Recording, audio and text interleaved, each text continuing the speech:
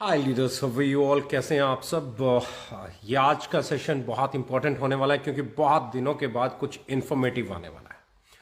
सबसे पहली चीज, एक बड़ा चेंज आया है पिछले कुछ दिनों में, एंड दैट इज हिंदुस्तान की डायरेक्ट सेलिंग के लिए एक्ट आ गया है। बहुत सारी कंफ्यूजन्स भी इसको लेके पिछले कुछ दिनों में देखने को और सुनने को मिली, पर हकीकत यह है कि बहुत सारी चीज़ें ऐसी हैं जो इस इंडस्ट्री को कहीं ज़्यादा क्लीन, कहीं ज़्यादा ट्रांसपेरेंट, कहीं ज़्यादा कंज्यूमर फ्रेंडली बना देंगी। और मैं हमेशा कहता हूँ, अगर आप लोग आते ही ऐसी इंडस्ट्री में हैं जो मिनिस्ट्री ऑफ कंज्यूमर अफेयर्स के अंडर आता हो, जो industry he ministry of consumer affairs के अंडर आती हो, आपका एक्ट कंज्यूमर प्रोटेक्शन एक्ट से जुड़ा हुआ हो, तो बट ऑब्वियस है इस इंडस्ट्री को अब ज्यादा कंज्यूमर फ्रेंडली बनना पड़ेगा। जो कि मैं पिछले 5 सालों से लगातार जिस मिशन पे हम बात कर रहे हैं, अफोर्डेबिलिटी की हम बात कर रहे हैं, राइट पैकेजिंग, राइट क्वालिटी की हम लोग बात कर रहे हैं, मैंने हमेशा एक चीज कही है, इनफैक्ट हम सब ने मिलकर एक चीज कही है कि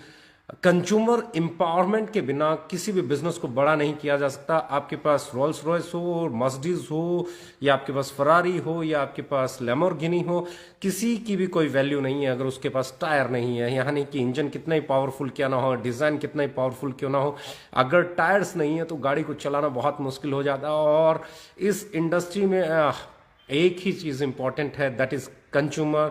और इस इंडस्ट्री का अगर कोई सबसे इंपॉर्टेंट पार्ट है तो वो है कंज्यूमर, कस्टमर। जितना कस्टमर आपके साथ जुड़ता चला जाएगा उतना इस इंडस्ट्री में बिजनेस का बढ़ना आसान हो जाएगा, क्योंकि सब कुछ एक ही चीज पे डिपेंड करता है, दैट इज सेल। जब हम लोग पहले दिन से बात करते थे, अगर आप देखेंगे कि बहुत सारी बातें हमने पिछले लंबे समय में की हैं, पिछले 5 सालों में बहुत कुछ हमने ऐसी चीजें बोली जिसको लोग बहुत अलग तरीके से लेते थे। अलग तरीके से इन द सेंस की बहुत सारी बातें होती थी। पहली तरह की बातें जब हम लोगों ने कहा कि फर्स्ट परचेज कंपलसरी नहीं होगा, इससे भी पहले जाते तो हमने कहा था रैंक फ्री, रैंक नहीं होना चाहिए किसी भी ऑर्गेनाइजेशन में, और रैंक होना चाहिए या नहीं होना चाहिए, एक्ट काफी हद तक ये सपोर्ट करता है कि रैंक फ्री होना चाहिए। और अगर नीचे वाले के काम करने से ऊपर वाले का रैंक बढ़ता है, उसका कमीशन बढ़ता है। आपका कमीशन अगर रैंक बेस्ड है तो ये एक चैलेंजिंग टॉपिक है, अभी इस पे काम हो रहा है। आई थिंक आगे आने वाले टाइम में बहुत सारी चीजें और अलग दिशा में जाएंगी, और ट्रांसपेरेंसी आएगी और क्लियरिटी आएगी। जैसे जैसे एक्ट अभी नोटिफाई हुआ है, एक्ट को कुछ दिन और बचे हुए हैं, जैसे वो इम्प्लीमेंट होगा तो आप देखेंगे कि वो एक बहुत ही शानदार रूप लेने वाला है। इस इंडस्ट्री की ग्रोथ उसके बाद कहीं अच्छी आने वाली है। रैंक के बारे में जब हम बात करते थे, लोग कहते थे यार डायरेक्ट सेलिंग और वो भी रैंक के बिना कैसे होगी, किस तरीके से करोगे, कैसे, अरे रैंक नहीं होगा तो कैसे बिजनेस आएगा, कैसे मोटिवेशन आएगा। मैं कहता था कि मोटिवेशन का ये बिजनेस है ही नहीं, ये बिजनेस सेल्फ मोटिवेशन का है। ये बिजनेस अगर कोई इंजेक्शन लगा रहा है बाहर से तो ये उन इंजेक्शंस का बिजनेस नहीं है, ये ऐसा बिजनेस है जो आप करना चाहते हो तो होगा, जो कोई और कराना चाहता है तो मिसलीड हो जाता है। तो पहली चीज हमने रैंक के खिलाफ बोली, तब लोगों ने कहा कि अरे ये तो अलग ही दिशा में जा रहे हैं, रैंक थोड़े होता है, रैंक के बिना थोड़े होता है। तो हमने बगैर रैंक के उसे किया। दूसरी चीज हमने जो बोली वो बोली ओवर प्राइस नहीं होना चाहिए, अफोर्डेबल होना चाहिए, ताकि मैक्सिमम कस्टमर्स जो एक किराने की दुकान पे जाता है और अपना प्रोडक्ट खरीद के ले आता है, वो कस्टमर जब तक हमारे बिजनेस की तरफ नहीं आएगा, हमारी इंडस्ट्री की तरफ नहीं आएगा, तब तक ये इंडस्ट्री ग्रो नहीं करेगी। तो हमने दूसरी चीज बोली कि अफोर्डेबिलिटी होनी चाहिए। Right price is the fundamental right of a customer, या मैं कहूं कि हम सबका अधिकार है कि हमारा राइट प्राइस होना बहुत इंपॉर्टेंट है। तो प्राइस का जैसे जैसे सही प्राइस होता चला जाएगा, ये इंडस्ट्री सुधरती चली जाएगी। और पिछले 4-5 सालों में इस बात पे भी बहुत तरह की बहसें हुई। किसी ने कहा क्वालिटी अच्छी कैसे दे पाओगे, किसी ने कहा ये कैसे दे पाओगे। तो मैंने तब भी एक चीज कहा कि जो लोग हाई परसेंटेज ऑफ बीवी देते हैं और फिर हाई डिस्ट्रीब्यूशन की बात करते हैं, तो आप इसको समझिए ये कुछ वैसा है कि आपका प्रोडक्ट का 50% बीवी दिया, 60% बीवी दिया, तो उतना तो उस प्रोडक्ट के अंदर से डिस्ट्रीब्यूशन चला गया। उसके बाद आपका गवर्नमेंट का टैक्सेस 18%, 12% जो भी एज पर कैटेगरी है वो आपका चला गया। उसके बाद आपका फ्रेंचाइजी होल्डर्स जो है उनका एक एक्स परसेंटेज उनको चला गया, उसके बाद आपके पास प्रोडक्ट के लिए बचा क्या, 10%, 15%, 20%। ऐसे में आप प्रोडक्ट को बनाओगे कैसे? ऐसे में आप प्रोडक्ट को क्वालिटी प्रोडक्ट कैसे बनाओगे, उसकी अच्छी पैकेजिंग कैसे लाओगे, उसको अच्छी यूनिट में कैसे बनाओगे, उसमें अच्छे इंग्रेडिएंट कैसे डालोगे? तो बहुत इंपॉर्टेंट है कि हाई बीवी जब आप देने जाते हो तो क्वालिटी के साथ कंप्रोमाइज हो जाता है, क्योंकि आपके पास मैन्युफैक्चरिंग कॉस्ट बहुत कम बचती है, आपको लॉजिस्टिक भी निकालना है, कंपनी का प्रॉफिट भी निकालना है। तो हमने वहां पे भी एक चीज बोला, BV is not important, sale is important, क्योंकि सेल होगी तो ही आपके पास रिपर्चेज आएगी। अगर क्वालिटी होगी तो ही आपके पास रिपर्चेज आएगी। सिर्फ सेल सेल सेल करते जाओगे, काट की आंडी एक बार चढ़ेगी। सेल सेल सेल सेल पे फोकस करोगे, आपके प्रोडक्ट में क्वालिटी है ही नहीं, क्योंकि आपका प्रोडक्ट बीवी के लिए बनाया गया, आपका प्रोडक्ट कस्टमर के लिए नहीं बनाया गया। हाई बीवी कैसे दिया जा सकता है, हाई प्राइस कैसे लिया जा सकता है? जब आप हाई क्वालिटी नहीं देंगे तो आप एक बार तो बेच देंगे, रीसेल नहीं कर पाएंगे। तो हमने हमेशा कहा बीवी जो आप दे सकते हो वो दीजिए, पर सबसे पहली चीज प्रोडक्ट को सही दीजिए, क्वालिटी को सही दीजिए और पैकिंग को सही दीजिए। हमने वहां पे काम किया। उसके बाद बीवी पे बात हुई तो बीवी पे हमने प्रूव करके दिखाया कि sale is more important than business volume and distribution, क्योंकि कस्टमर अगर आपके पास रिपीट आएगा तो ही आप सर्वाइव करेंगे। और ये हम लोगों ने बखूबी करके दिखाया। बहुत सारे लोग आज भी बीवी बीवी चिल्लाते रहते हैं, पर आज भी हम कहते हैं कि repeat sale is more important, क्योंकि आपने एक बार ज्यादा बीवी ले लिया और अगले महीने उसने नहीं खरीदा तो अब आप उससे कभी दोबारा ना बिजनेस वॉल्यूम ले पाएंगे, ना आपको कोई कमीशन आ पाएगा, ना आपकी सेल हो पाएगी। तो सेल इज वेरी इंपॉर्टेंट। और अब ये बहुत अजीब लगने वाला है, क्योंकि आप कंज्यूमर मिनिस्ट्री के अंदर आते हैं, आप मिनिस्ट्री ऑफ कंज्यूमर अफेयर्स के अंदर आते हैं। अब आपको कंज्यूमर का ख्याल हर हालत में रखना पड़ेगा। अब आप हाई बीवी के चक्कर में घटिया क्वालिटी का प्रोडक्ट नहीं बेच पाएंगे। ये कुछ चेंजेस आने वाले हैं जो हम पिछले लंबे समय से बोल रहे थे। उसके बाद हम लोगों ने एक चीज और बोली जो बहुत इंपॉर्टेंट थी, कि पर्सनल परचेज कंपल्सरी नहीं होना चाहिए। पर्सनल परचेज कंपलसरी नहीं होना चाहिए। हमारी कंपनी में पे आउट लेने के लिए पर्सनल परचेज कंपलसरी नहीं होता था, आज भी नहीं होता है और आगे भी नहीं होगा। फर्स्ट आईडी को एक्टिवेट करने के लिए एक मिनिमम परचेज किसी भी कंपनी में, मैक्सिमम कंपनीज में आपको देखने को मिलेगी। ओके लाइफ केयर अकेली ऐसी कंपनी थी जिसने बोला था कि फर्स्ट परचेज इंपॉर्टेंट नहीं है, आपकी आईडी लगेगी, केवाईसी कंप्लीट होगी, आपकी आईडी एक्टिव हो जाएगी। आप कुछ खरीद रहे हैं, बेच रहे हैं, जैसे ही आप बेचेंगे या खरीदेंगे तो जो भी परसेंटेज होगा वो आपको जिस भी लेवल पे होंगे उस लेवल के हिसाब से आपको आपका कमीशन आ जाएगा। यानी कि पर्सनल परचेज कंपलसरी ना करने वाली हम इकलौती कंपनी थे। और ये आज एक्ट आने के बाद कहीं हद तक क्लियर हो गया कि हम लोग बिल्कुल सही दिशा में थे और ये सही दिशा ही हम लोगों के लिए फ्रूटफुल रही। और अब आप देखेंगे कि बहुत कुछ होने वाला है इंडस्ट्री में। जब हमने रैंक के खिलाफ बात की, जब हमने हाई बीवी के खिलाफ बात की, जब हमने प्राइस वॉर के बारे में बात की, जब हमने अफोर्डेबल प्रोडक्ट के बारे में बात की, जब हमने क्वालिटी प्रोडक्ट के बारे में बात की, जब हमने मोटिवेशन की बजाय, नेटवर्क बनाने के बजाय सेल करने पे ज्यादा फोकस किया, तो बहुत सारे लोगों ने एक हल्ला हल्ला मचाया, अरे ये तो ट्रेडिशनल हो जाएंगे, अगर इनकी तो थॉट ही ट्रेडिशनल है, गौरी खान को ले आए, रणदीप हुड्डा को ले आए, ये डायरेक्ट सेलिंग करना ही नहीं चाहते, ये ट्रेडिशनल हो जाएंगे। ऐसी ऐसी बड़ी बड़ी बातें बहुत सारे लोगों ने फैलाई। लेकिन हुआ क्या? आज उन बातों को लगभग 1.25 से 1.5 साल हो गया, लेकिन हुआ क्या? कोई ट्रेडिशनल हुआ क्या?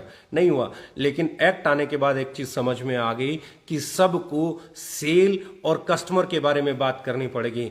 नेटवर्क बनाना, नेटवर्क बनाने से कोई पैसा ना है, ये सब कुछ इलीगल है। मैं पहले दिन से बोल रहा हूं कि नेटवर्क बनाने से कोई पैसा किसी को नहीं आने वाला है, क्योंकि हमारे बिजनेस के अंदर सब्सक्राइबर बेस नहीं होता है। हमारे यहां डायरेक्ट सेलर होते हैं, सेल करके पैसा आएगा।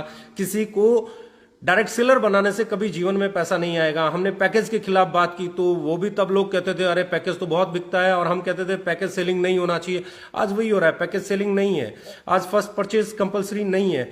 आज अगर आप बहुत सारी चीजें देखेंगे तो जो हमारी प्रैक्टिसेस में थी वही है, और यही चीजें आपको ग्रो कराएंगी। क्योंकि मैं हमेशा कहता हूं सेल एंड कस्टमर यही आपका बेस होना चाहिए। अगर इसके अलावा कोई और चीज आपका बेस है, नेटवर्क बनाना आपका बेस है, इस तरह का ये करना, मोटिवेशन देना, या ड्रीम सेलिंग के खिलाफ हमने बात की, ड्रीम सेल करना आपका बेस है, तो इंपॉर्टेंट चीज मैं फिर बोलना चाह रहा हूं, ड्रीम सेलिंग के खिलाफ हम हमेशा बोलते रहे, वो आज भी सच है। क्योंकि एक्ट आने के बाद सबको समझ में आ रहा है, कस्टमर का ख्याल रखना, कंज्यूमर मिस सेलिंग नहीं करना, मिसलीडिंग नहीं करना, सही प्रोडक्ट की सही क्वालिटी बताते हुए प्रोडक्ट का सेल करना। प्रोडक्ट कुछ और है, आप बता कुछ और रहे हो। अगर कोई भी ऑर्गेनाइजेशन या कोई भी डायरेक्ट सेलर ऐसा करेगा तो ये सही नहीं होने वाला। और ये हम पिछले 5 साल से इसके बारे में बातें कर रहे हैं और यही बातें आज हमारी ऑर्गेनाइजेशन को कहीं आगे ले आई हैं। अब आप देखेंगे बहुत सारे लोग रूल्स के अकॉर्डिंगली, एक्ट के अकॉर्डिंगली अपनी चीजों को चेंज करते हुए नजर आएंगे और आप देखेंगे कि आप बहुत सही दिशा में ऑलरेडी आए हुए हैं। सबसे अगर स्ट्रांग पोजीशन में इस वक्त कोई है तो हम हैं। अब बहुत सारे लोग बोलेंगे कि सर आप लोगों की तो टर्मिनेशन पॉलिसीज नहीं थी, आप लोगों ने लोगों को टर्मिनेट क्यों किया, आप ऐसा क्यों कर दिया। मैं हमेशा कहता हूं, अगर आप मेरे 4 साल 5 साल 3 साल पुराने भी वीडियोस देखेंगे तो हमारे यहाँ टर्मिनेशन पॉलिसीज नहीं थी, ऐसा नहीं है। वहां पे भी बार बार बोला गया कि अगर कोई ऐसी ऑर्गेनाइजेशन में जाएगा जो फाइनेंशियली इन्वॉल्वमेंट रहेगी या क्रिप्टो या किसी भी ऐसे कॉन्सेप्ट में जाएगा जो कि ऑथेंटिक नहीं होगा, तो हम सबसे पहले टर्मिनेट करने का काम करेंगे। और ये हमने पहले भी किया, आगे भी किया। अब इस पे अलग अलग धड़े हो सकते हैं, कोई कहेगा ये सही है, कोई कहेगा गलत है। हमारा मानना यह है कि हमारी ऑर्गेनाइजेशन की थॉट ये है, हमारी मैनेजमेंट की थॉट ये है कि ये सही है या गलत है, ये बात की बात है। पर ये डायरेक्ट सेलिंग में हम इसको सही नहीं मानते हैं। इसलिए कोई भी डायरेक्ट सेलर अगर ऐसी ऑर्गेनाइजेशन के साथ जाता है तो हमने उसको टर्मिनेट करना उचित समझा। हो सकता है कुछ लोग इसे सही समझे, हो सकता है कुछ लोग गलत समझे, पर इंडस्ट्री की बेहतरी के लिए, सबकी बेहतरी के लिए जो सही लगा वो हम लोगों ने डिसीजन लिया। और डिसीजन लेने ही होते हैं आपको एक समय पर। अब बात करते हैं उन चीजों के बारे में जिन चीजों की कल से चर्चा हो रही है। यानी कि कुछ लोग कहते हैं जी आपकी ऑर्गेनाइजेशन को टर्मिनेट कर दिया गया। ये फर्दर एक इशू है, क्योंकि एक तरफ उस लेटर में लिखा गया है कि 2 साल से रिन्यूअल फीस नहीं आई। अगर 2 साल से रिन्यूअल फीस नहीं आई तो इसका मतलब हमारी मेंबरशिप 2 साल पहले एक्सपायर हो चुकी है। दूसरी जो उसमें लाइन लिखी हुई है वो क्यों लिखी हुई है, उसके लिए हमने उनको मेल किया है, हम उससे जानना चाहते हैं। उसके बाद जब उनका प्रॉपर रिप्लाई आएगा उसके ऊपर भी हम लोग बात करेंगे। पर सबसे इंपॉर्टेंट चीज ये है कि एक ऑर्गेनाइजेशन, जिस ऑर्गेनाइजेशन में आज तक किसी को आईडी प्लेसमेंट नहीं, किसी के ऊपर आईडी प्लेस नहीं मिलता है, किसी की टीम तोड़ के इधर से उधर नहीं होता है, यहां से वहां नहीं होता है, जहां पे मैनिपुलेशंस वाली एक भी चीज नहीं होती है, जहां ड्रीम सेलिंग के खिलाफ बात होती है, उस ऑर्गेनाइजेशन पे आप क्वेश्चन मार्क लगाने की बात कर सकते हैं? नहीं कर सकते। जिस ऑर्गेनाइजेशन में राइट प्राइस पे प्रोडक्ट बेचने की बात करते हैं उस पर आप ये इल्जाम लगा सकते हैं? नहीं लगा सकते हैं। जहां पे पैकेजिंग, क्वालिटी और प्राइस सही है वहां पे आप लगा सकते हैं? नहीं लगा सकते हैं। जहां पे आपके एथिक्स इतने स्ट्रांग है कि किसी की टीम इधर से उधर या किसी के ऊपर किसी को पोजीशन नहीं दी जा सकती, उस ऑर्गेनाइजेशन के ऊपर आप ऐसा इल्जाम लगा सकते हैं? नहीं लगा सकते हैं। जहां पे पहले दिन से first purchase, package selling, dream selling या उस तरह का कोई भी पैकेज या किसी भी तरह की कोई एक्टिविटी जिस ऑर्गेनाइजेशन में नहीं हुई उसमें आप लगा सकते हैं? बिल्कुल नहीं लगा सकते। और मैं हमेशा एक ही चीज कहना चाहता हूं, बहुत सारे लोग ये सारी प्रैक्टिसेस करते हैं।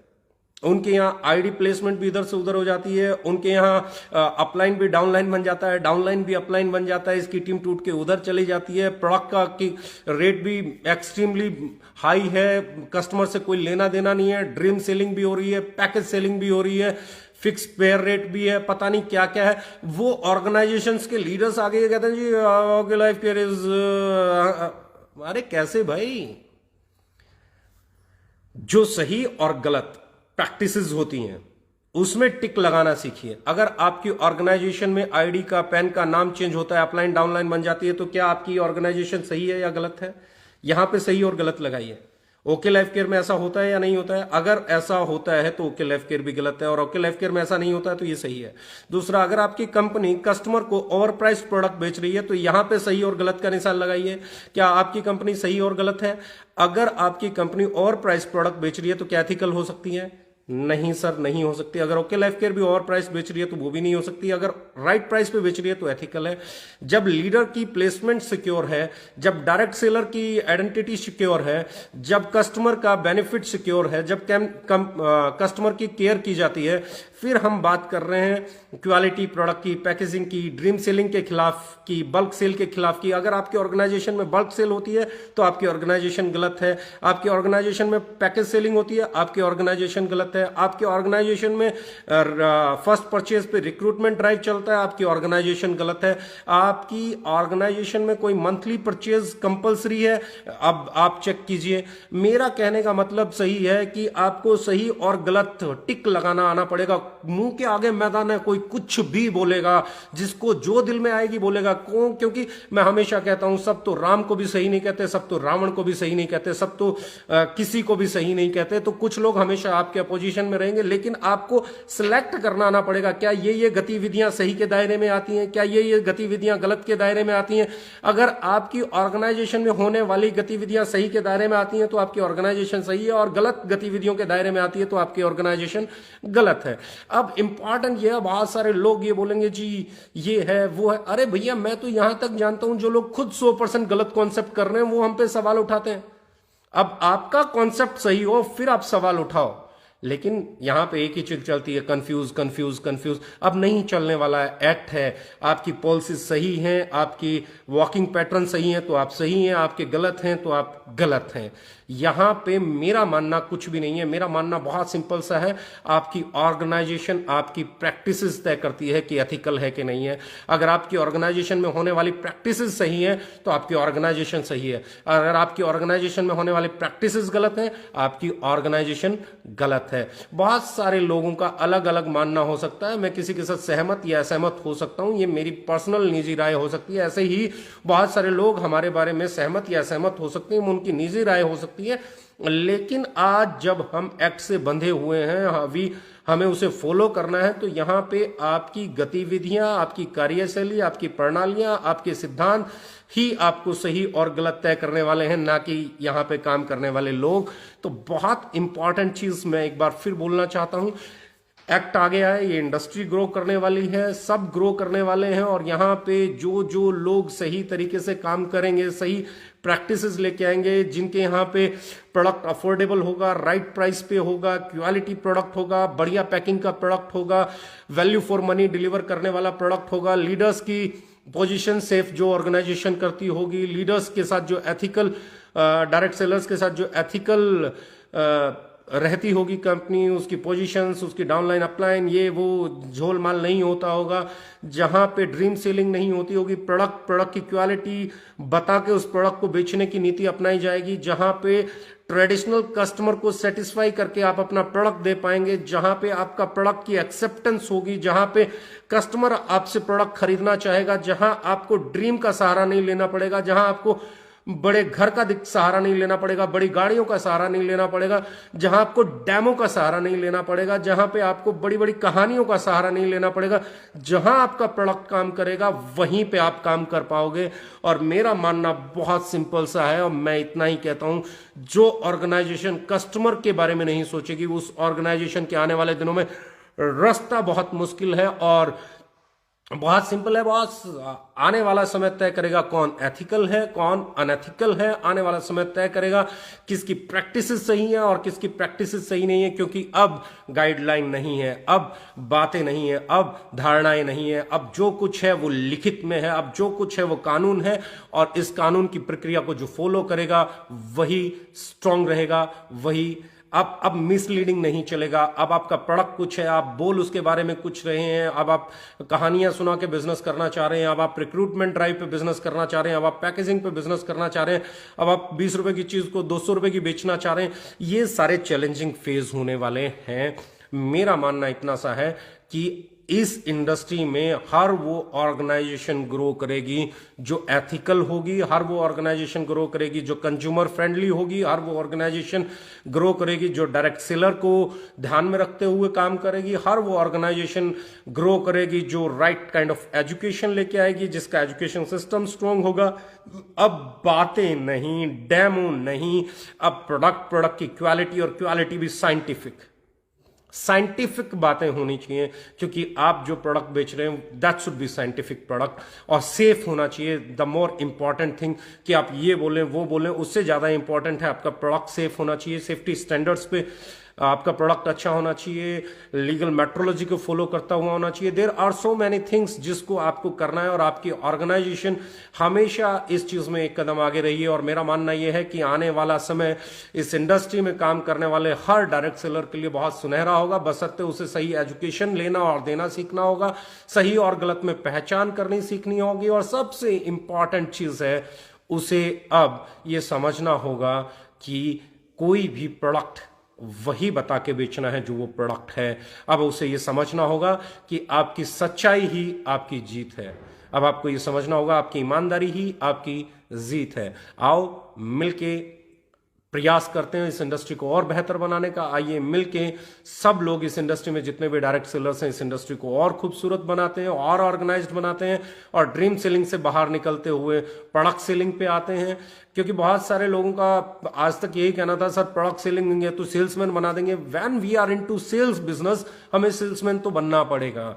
अब बहुत सारे लोग कहते हैं वी आर ये वी आर वो। अरे भैया वी आर डायरेक्ट सेलर्स, ये समझ लो, ये हमारे लिए ऑफिशियल वर्ड है। और इसी को समझते हुए हमें हमारे सेल को बिल्ड करना है, हमारे कंज्यूमर बेस को बिल्ड करना है, हमारी एक एक इंडस्ट्री में काम करने वाले डायरेक्ट सेलर को सही दिशा में आगे बढ़ते हुए इस इंडस्ट्री को और इस इंडस्ट्री से जुड़े हुए हर कंज्यूमर को एम्पावर करना है। उन कंज्यूमर्स को सही प्रोडक्ट पहुंचा के उनको वैल्यू फॉर मनी डिलीवर करना है। तभी हम, हमारी इंडस्ट्री, हमारी कंपनी या हम सब की चीजें, लाइफ बेहतर हो सकती है। ये टोटली बेस्ड है अब कंज्यूमर पे। और मैं हमेशा कहता हूं कस्टमर ड्रीवन होना बहुत इंपॉर्टेंट है, कस्टमर के साथ जुड़ना बहुत इंपॉर्टेंट है, कस्टमर को साथ लेके चलना बहुत इंपॉर्टेंट है। और 5 साल में हम लोगों ने एक ही चीज अच्छी की है कि हमने हमेशा कस्टमर को लेके ही हमारी एजुकेशन, हमारे प्रोडक्ट, साइंटिफिक R&D, वो सब उस पे इर्द गिर्द हमने बनाया, ताकि आज हम लोग उसके ऐसे प्लेटफॉर्म पे हैं जहां से हमें सिर्फ और सिर्फ अपने एफर्ट्स को बढ़ाना है, अपनी मेहनत को बढ़ाना है, अपनी सेल को बढ़ाने के लिए कस्टमर्स को ज्यादा से ज्यादा कनेक्ट करना है। और जितने कस्टमर्स को वैल्यू फॉर मनी आप डिलीवर कर पाएंगे, राइट एजुकेशन दे पाएंगे, राइट अवेयरनेस दे पाएंगे, उतना आपका बिजनेस ग्रो करने वाला है। Let's build a better direct selling industry. Thank you very much, love you all.